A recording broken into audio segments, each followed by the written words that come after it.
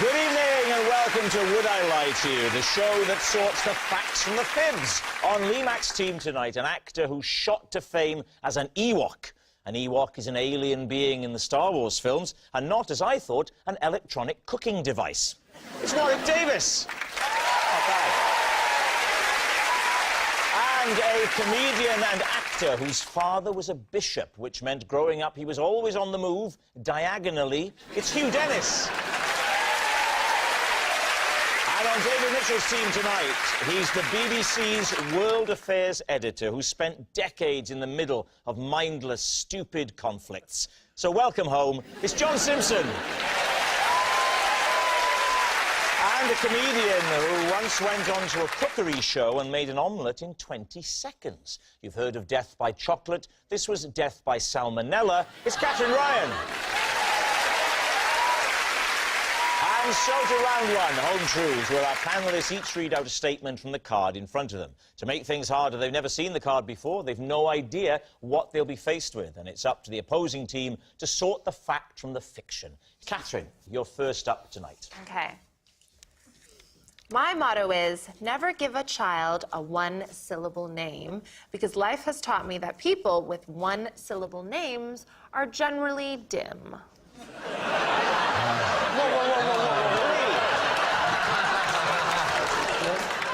Me and you. You're all right. So, do you mean your own children, or nobody should give their children one-syllable name? It's just my motto. No one should do it. Who do you base it on? Anyone I've ever met. Whoa. Say anybody you've ever met. Well, say what you're going to say first, and let's see where it goes. Anyone who you've ever met with one-syllable name? Yes. Keep going. In my country. Oh, here we go.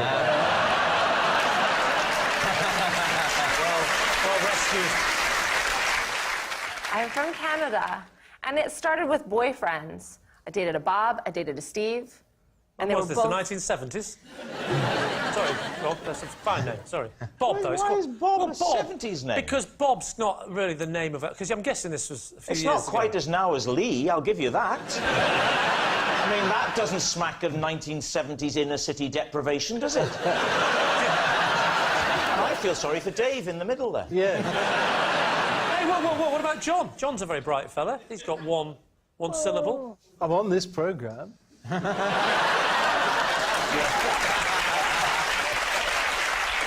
You have this attitude towards British people as well. You were just saying that, weren't you? You actually do believe that everyone with one-syllable name...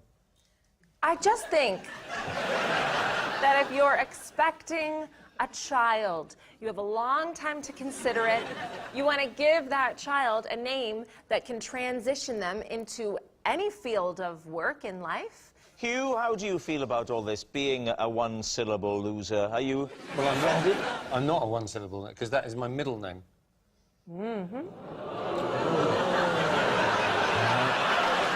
My God, this is like EastEnders, isn't it? My real name is Peter. Why are you called Hugh, then? I've always called you Because when Hugh. you know when you joined Equity... Did you ever join Equity? Of course I did. How dare Of you? course you did.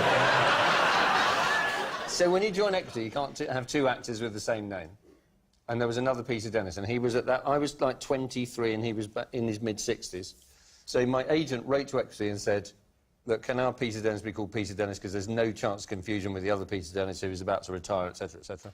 And they wrote back and said, yeah, under normal circumstances, that'd be absolutely fine, but you've got a problem, and the problem is that the other Peter Dennis is the chairman of the Equity Name Change Committee.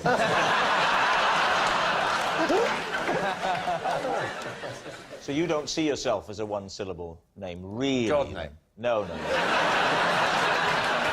What's your partner's name? My partner moved to Japan this morning, so What was his name? I think we broke up. Are you serious? You think you broke up this morning? I think so, because he just You moved to Japan. think so? Wow. Lee, move on. Did he have a one-syllable name? No, his name's Alex. Alex? Yeah. Lovely, Or, Alex. as you'll now call him, Al. Or X.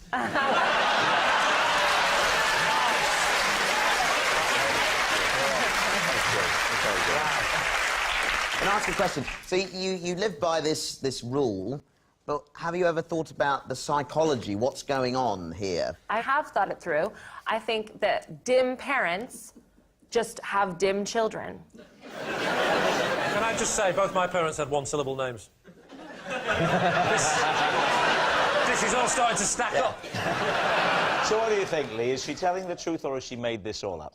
Under normal circumstances, I would say she's just saying any old rubbish, but she's under a lot of stress at the moment because she broke up with someone, not like last week or a couple this morning. That's added a new little energy to the room, hasn't it? Well, you know, if it is her main motto, and I'm sorry to hear that Alex has gone, but then he's got two syllables, so it doesn't really work, does it? Because obviously he is dim, leaving you. Oh. Yeah, so... That was quite good. Oh, thank you. So you think it's a lie? Yeah, I tend to think that, yeah. And you think... I think it's a lie. We better go lie, then. You gonna say lie? I hope it's a lie. OK. Catherine, was it the truth or were you telling a lie? It was a lie. I lied about it all. Yes, it's a lie. Catherine doesn't go by the motto, never give a child a one-syllable name. Warwick, you're next. A possession. There'll be a box under your desk. There is. You, put the object that's in the box on the desk first and then read the card, please. This is the bottle of hand gel I used to wash my hands before I handle my main bottle of hand gel. David's team. I think we can see the reasoning behind that. So explain your process. In this day and age, you have to be very conscious of germs. And I meet a lot of people and have to shake their hands, and some of them, you know, Are diseased. potentially a bit unsavoury. So I will have a bottle of hand gel, cleanse my hands, then I can get the other bottle of hand gel now, the outside of which... So the second It's not bottle remains contaminated. pure the whole time? Very pure. Yeah.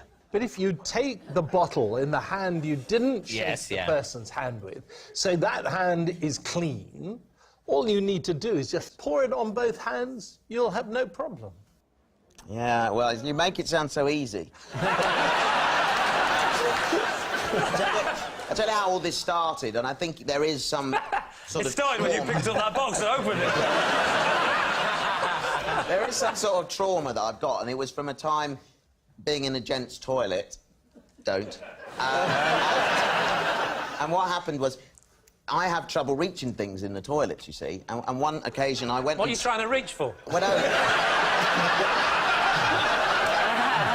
No wonder you need this stuff. this is how it developed. I squirted some of this cream soap on, right, that's on the wall, okay? But it was only then I realised I couldn't reach the tap. From that moment on, I pack a couple of bottles of hand gel. How soon after meeting us, we were all here about tea time today, weren't we? How soon after you came in with a lovely day, great to see you again, everyone was shaking hands. How soon after that did you scurry away, reach into your pockets and furiously...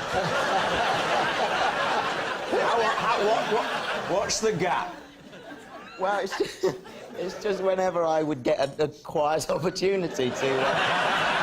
I don't think this is the truth because I've had several interactions with Warwick Davis, and I don't think that this is something I would have missed. He certainly didn't do it immediately after I shook hands. If he does it, he's subtle. You have to be, don't you? I mean, I can't be seen to be going, oh, hello. You know, because that's rude, isn't it, then? And it's not just hello, it's hello, You know how you can do it. You know, if I'm sitting at a table and I meet somebody, I can do it down here. That's worse. That's definitely worse. OK, it's time to take a guess. What are you going to say? It's a lie. it's a lie. Lie. It's a lie. It's a lie. Saying it's a lie. Warwick, was it the truth or was it a lie? It was a lie. Yes, it's a lie. That isn't the hand gel that Warwick uses before his main bottle of hand gel. John, you're next. OK. I once crawled through passport control on my hands and knees because I'd forgotten to pack my passport. Please, team. Where was this? Brussels. On the way in or on the way out? On the way out. It's horrible when Brussels are on the way out. So when did you start the crawl? There was a passport official sitting there at this high desk reading an adult magazine. Oh, well, hang on, stop. Stop! Let's get that image first of all. The man is at passport control and he's reading a girly magazine. First of all, why does he think he's allowed to do this and get away with it? Oh, it was 9:30 at night. I suppose he thought he'd had the last passenger through. He... You honestly want us to believe that everyone's going through this...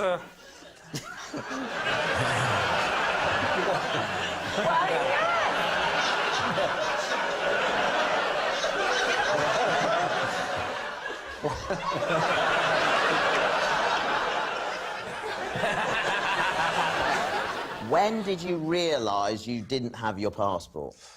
When I saw the desk, because I put my hand in my pocket and I realised I'd left it in my wife's car when she dropped me off at the airport. And how far would you say approximately the crawl was? Shall I show you? Please do, yes. okay. That would be even better. Right, OK. Now, and also I get to look at all the... OK. So he couldn't see me from behind. Right. OK? That was the title of the magazine, was it? I see he's looking at the magazine. I see he's not looking at me. OK, so then you... So I got up and about here, I got down on my knees and I crawled along here in front of him. A seat with the desk was much higher, OK? Much higher. It was about like that. I think, actually, Rob, in your case, you better stand on the chair. And... I would not put up with that. I would not put up with that. I don't mind it from him, but from an educated man like you. And so here... Hello. Not on there, Rob. Don't stand on the desk, you No, fool. the desk is made out of papier-mâché. It's quite heroic, isn't it? Yeah, it is. Magnificent. OK.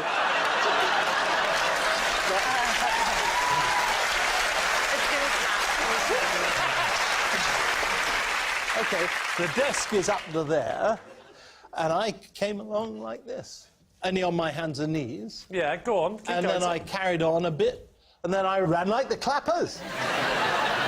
Just stay there a minute. Just in case I ever forget my passport.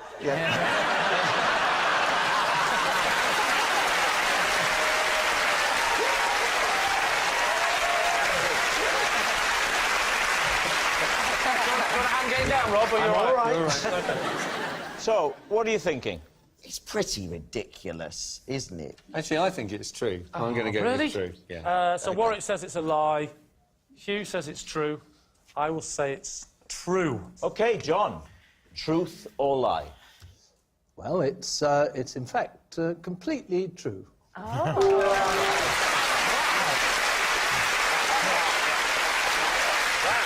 Our next round is called This Is My, where we bring on a mystery guest who has a close connection to one of our panellists. Now, this week, each of Lee's team will claim it's them that has the genuine connection to the guest. And it's up to David's team to spot who's telling the truth. So please welcome this week's special guest, Michael.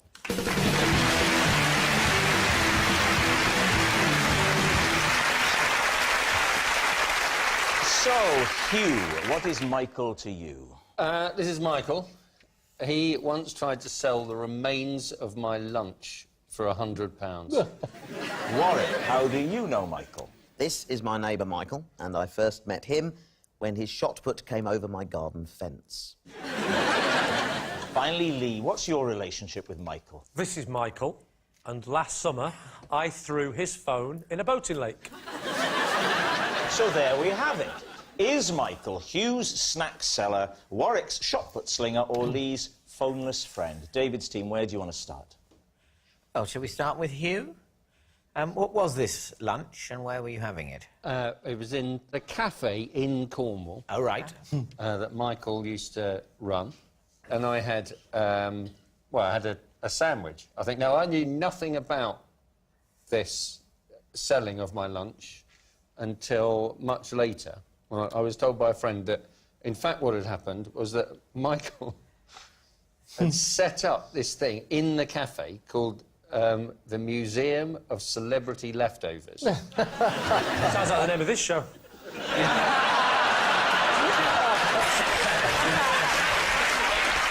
As far as I remember, it's a sort of a little jar with the leftover of the particular person. Sort of like a specimen bottle. It wasn't like a proper leftover. It was just essentially crumbs.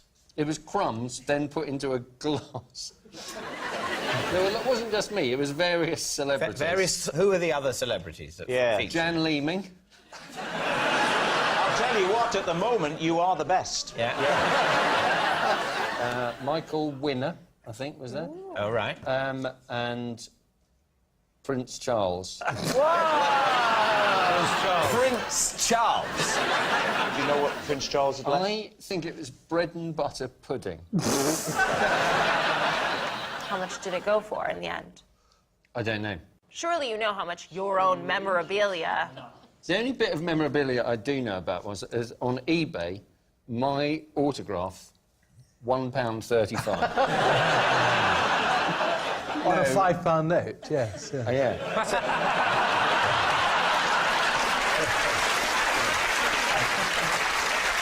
Who would you like to ask next?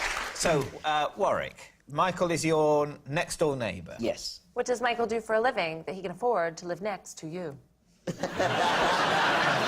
Oh, he's a very successful businessman. And so the shot put is just a hobby for him? Well, it was something he used to do in his younger days. He was in the army and they used to have a sort of sporting event and the shot put was his particular speciality. So, yeah, describe the incident. OK, I've got quite a large garden. I was having a walk round. I was on a 2-day expedition. And I just heard I heard this sort of thudding sound, and you could almost feel the ground sort of vibrate a little bit. And I thought, what on earth was that? And looked around, and behind me was what I thought at the time was a cannonball. Made a big divot in my lawn. You thought you were under fire from a medieval army? Yeah, I didn't know what had happened. And your instinct is to look up, you know. I don't know what I was expecting to see, but I looked around and I heard this little voice, so, sorry, and looked towards the fence, and Michael looking over. And if you'd have had any sense, you'd have got it next to your head, lay down like that. Word as blame as a claim. May I approach Michael? You may approach Michael. Okay, so, like, one of my many talents is that I can spot wealth in a man.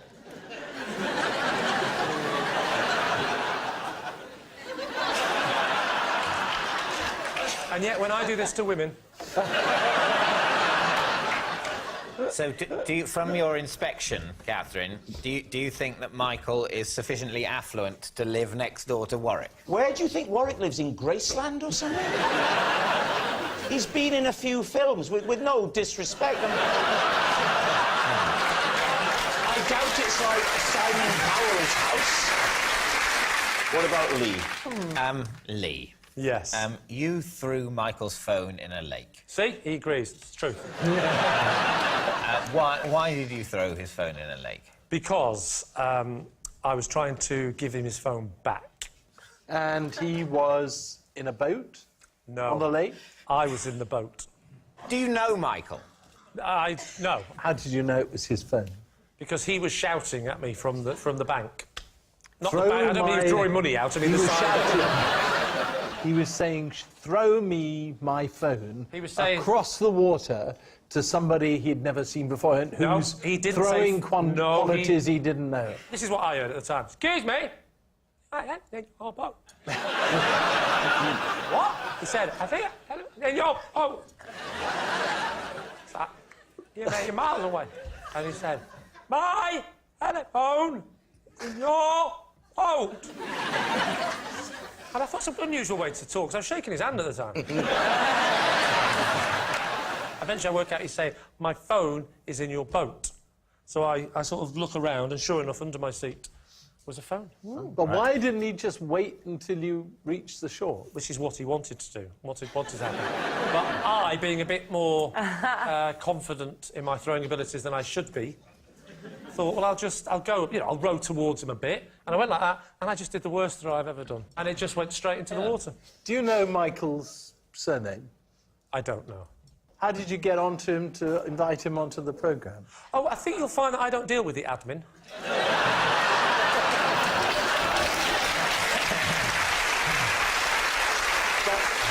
But it seems to me not absolutely impossible that the admin people would have said, that's an interesting story, Yes. Lee. What's Michael's other name so that we Well, can you get haven't him... heard the rest of the story, have you? Because I felt guilty, and so I decided to buy him a new phone. And so I said, give me your number, because obviously, you know, his home number, and I will phone you when I've got the other phone for you, and I'll deliver it. So when the people working on this show heard the story and said, cool, blimey, that's quite fascinating. I don't suppose you know his surname, do you? I said, I don't, but I've got his number right here. I said, great, chuck it over. Well, I threw it. It went straight out the window, landed in a puddle. We need an answer. So, David's team, is Michael Hugh's snack seller, Warwick's shot put slinger, or Lee's phoneless friend? Well, Hugh's story, I don't think Hugh was even trying to make his story that believable. And so there's a chance that it's a fiendish double bluff, and that means it's true. I love the idea of a celebrity leftover museum. But it sounds... What, do you? I mean, I've been to Cornwall, and it sounds like it could be quite an attraction.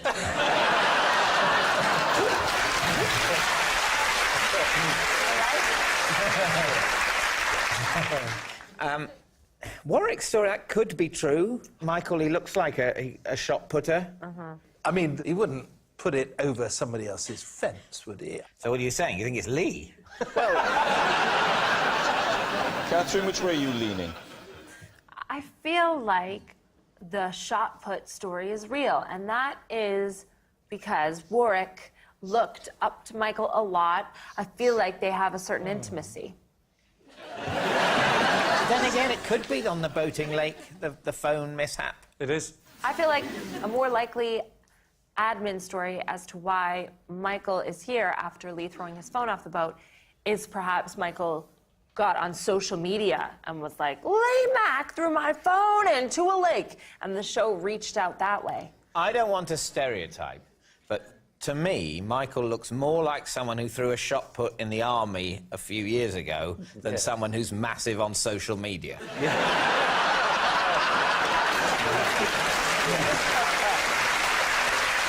So what's it going to be? We're going to go with Warwick. OK, Michael, would you please reveal your true identity? My name is Michael, and I did try to sell the remains of the lunch.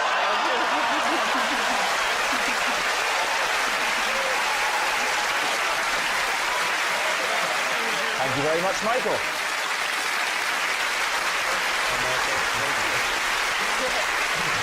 Which brings us to our final round, quickfire lies, and we start with... It's David. Last summer, I lost a tennis match when a bee buzzed up the leg of my shorts at a crucial moment. Please, team. Right. What was the crucial moment?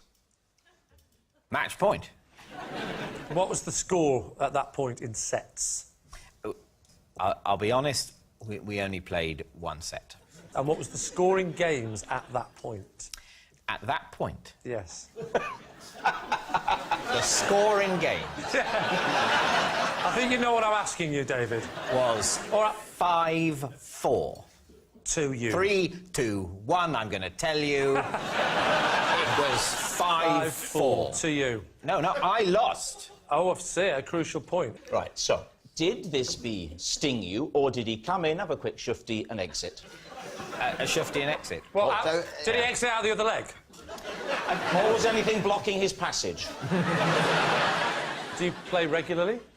I don't really know. I used to play more regularly, but What now I play... standard would you say you are? If 0 is someone that's never played in it ever, and 10 is Boris Becker, what are you? What's 1? Tim Henman. Well, in this case, I'm probably a 0.3.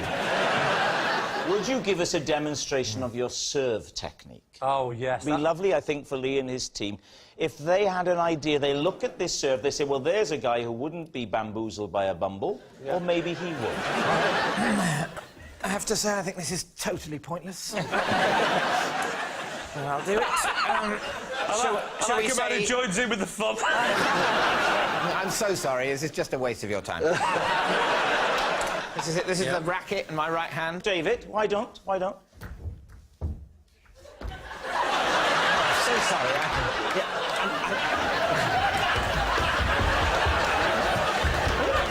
Rob. OK, caught it.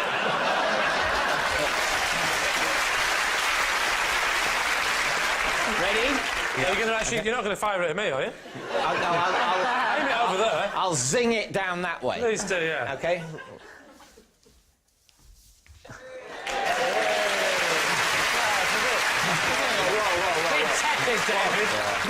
That's barely going to go over the net. You don't believe I serve like that? No. I want to see your feet off the ground and put something... I want to see you grunting. Oh, hang on, wait a minute. What a ball, have you? You went over there.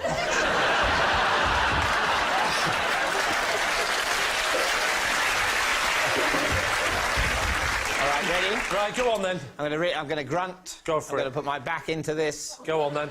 I'm going to show I want it. What are you doing now with your hands? You're trying to get rid of the bees? Yeah. Bouncing the ball. That's how you congratulate a small child. Well done, son. You did very well. OK, and...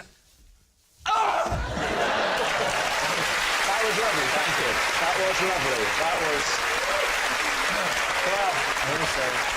That was more than we could ever have hoped. Thank you. What do you think? He doesn't look like a tennis player. He probably has picked up a tennis racket. I don't think he's claiming to be at county level. He doesn't look like he would be at any level. No, but he... I think that's a lie. You think it's a lie? Yeah. Rick? I think it's a lie, because he would... Maybe a bee flew up his shorts when he was having ice cream, but he definitely wasn't...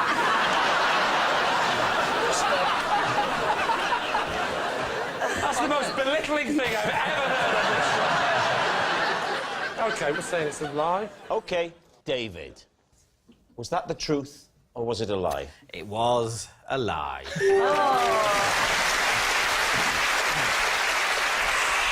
That noise signals time is up. It's the end of the show, and I can reveal that Lee's team have won by 4 points to 1.